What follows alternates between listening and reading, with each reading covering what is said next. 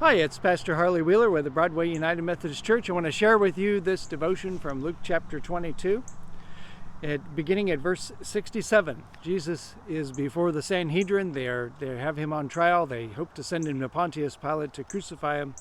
And they ask him this question: "If you are the Christ, tell us." But he said to them, "If I tell you, you will not believe, and if I ask you, you will not answer. But from now on, the Son of Man shall be seated at the right hand of the power of God." So one thing that Jesus says there is, look, if I tell you, you won't hear it.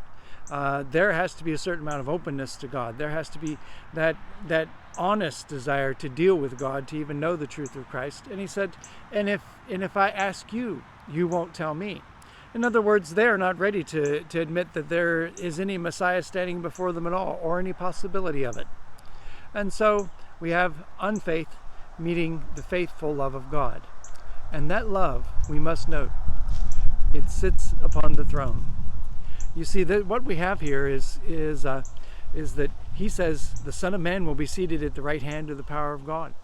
And that means him. And it first sounds like, well, you better watch out. I'm going to be seated at the right hand of the power of God.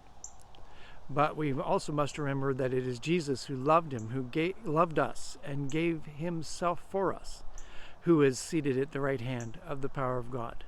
God's love and God's power sit on the very same throne. And so that is our great hope, for he orders all things for our good. He will hear our prayers, and he will respond with his faithful, saving love. Be blessed this Holy Week.